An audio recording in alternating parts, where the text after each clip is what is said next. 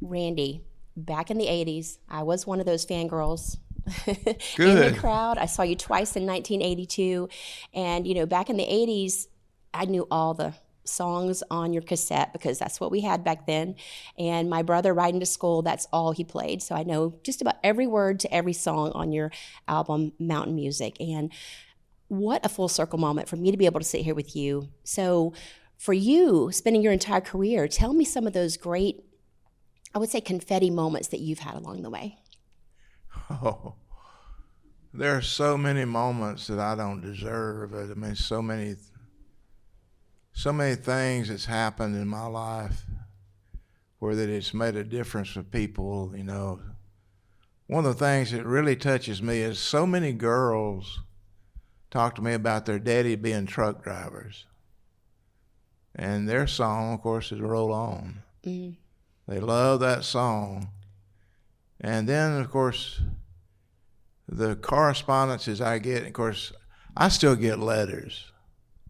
I don't do social media, but the letters that I get are so much to do. Really, a lot of it had to do with Angels Among Us and what the music has meant to them, and they just spill their guts, what's going on in their life. And so all the music, just like one of the stories that I got was this guy was seriously going to commit suicide.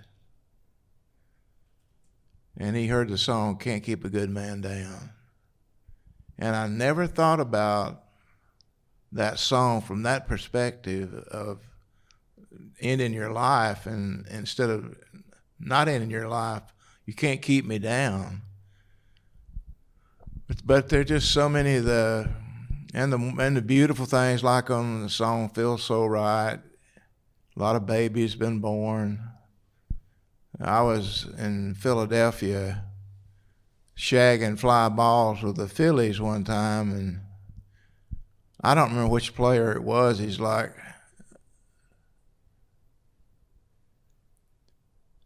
"My oldest son was born because I left it in too long, listening to Feel So Right." Never saw that coming.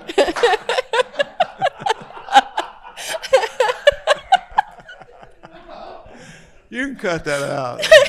Oh, no, that's good. That's got to stay in. It's true, though. A lot of true stories like that, I'm sure. There's a lot of just wonderful stories. People look at music so different, totally different. Like you may have written a song, but it's just like one time we had a wedding request for the honeymoon, and it was mountain music, and it's like I don't get the connection between mountain music and a honeymoon. But people look at songs a whole different way. It means different things to different people, and that's the beauty of being able to write. If you write something, it may mean something to you totally different than the person that falls in love with it. Mm-hmm. So I get to be a catalyst sometimes for a lot of different emotions. You're such a good storyteller, and you've always had that. And if we are, kind of like, this is a full circle moment for me, like seeing you so many years later. Still have the T-shirt. It's vintage now. And just what all the tables, the stages, all the people that you've talked to, all the influences, what is one of your greatest takeaways that you kind of never saw coming when you were back in the 80s? One of the things, I guess, is I never saw coming was losing Jeff. I always thought we'd be together, me and him and Teddy, and and it just, it's like I was texting Teddy after the show Sunday night. For some reason, it was in North Carolina, and of course, I really missed Jeff doing his thing. So that's one of the things that I never saw coming, and it's been an adjustment mentally, physically, musically. I don't wish anybody has to go through what we did. I know you were really close, and you raised the bar so high. What, 21 number ones in a row? Do I remember that correctly? Yeah. It's pretty impressive. I was telling my wife before we left to come to Nashville, if anybody would have told me when I was out in the cotton field, chopping cotton with my mom and daddy and my sister, that someday that you're going to be able to write songs that people sing, you're going to be able to play your guitar for people, and not only that, you're going to be able to go in the Hall of Fame. If somebody would have told me that, I mean, it was beyond the wildest imaginations that me and Teddy, who lived right next door in the same situation I was in, that we're in the Hall of Fame.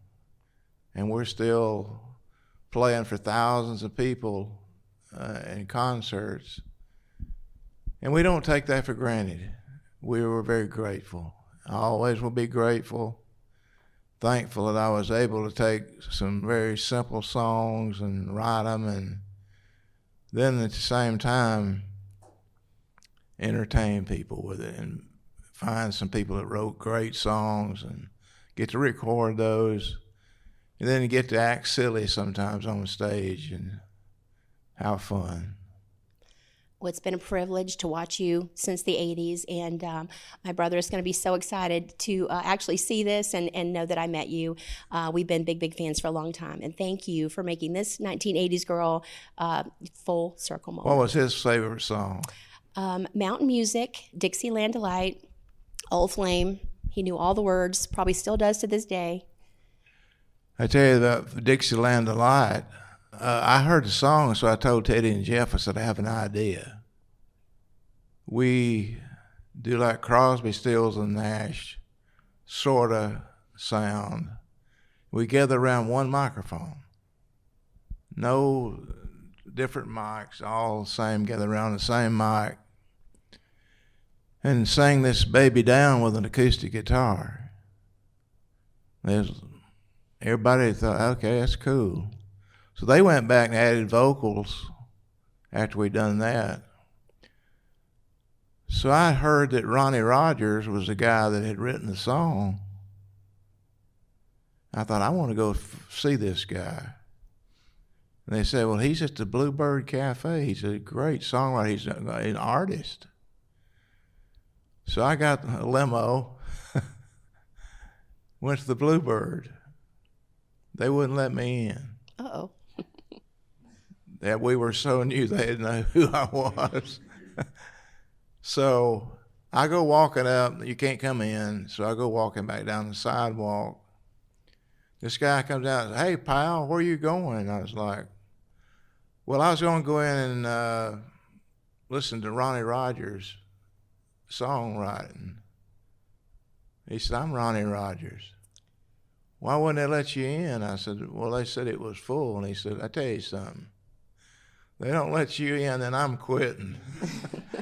So I got to go in and listen to the great Ronnie Rogers. And he, of course, wrote one of the classic songs. And he told me, he said, he'd written the first part of it. And then somebody with a publishing company or whatever told him, said, what I want you to do for the second verse, you go out in the country, and whatever you see the first time you lay your eyes on it, write it down. If you listen to the second verse, that's exactly what he did.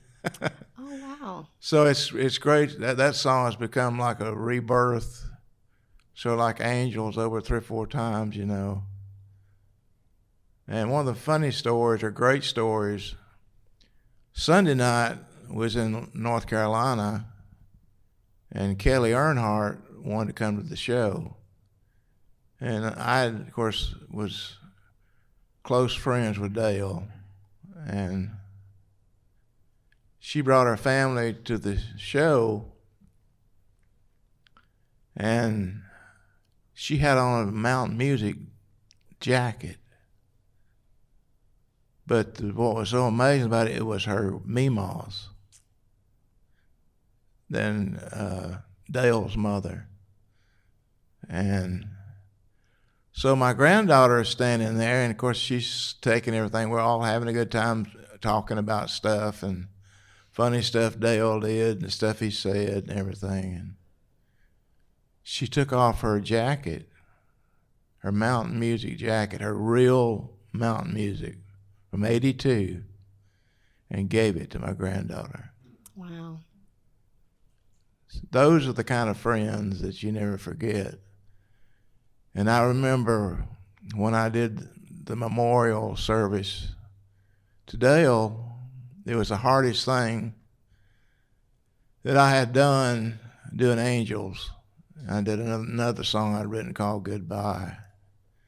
And when I was walking out, this gentleman tapped me on the back of my heel. And he said, "Randy, if there's ever anything me and the France family can do for you, let me know." Of course, I never asked for anything, but that was a big moment. And to see Kelly again, full-grown girl, and see her family and have that kind of thing and have that kind of feeling between families and care about families and love one another was really a special moment. I think that's a Southern thing for sure. Probably the rest of the world, but definitely from the South. I'm from lower Alabama, LA, Florida, the Panhandle. Good place. Yeah, it is. But what some great stories. You are a wonderful storyteller, great singer, great songwriter, and I'm just so blessed to be able to sit here and have a conversation with you. It's really made a big full circle moment for me. Well, thank you very much.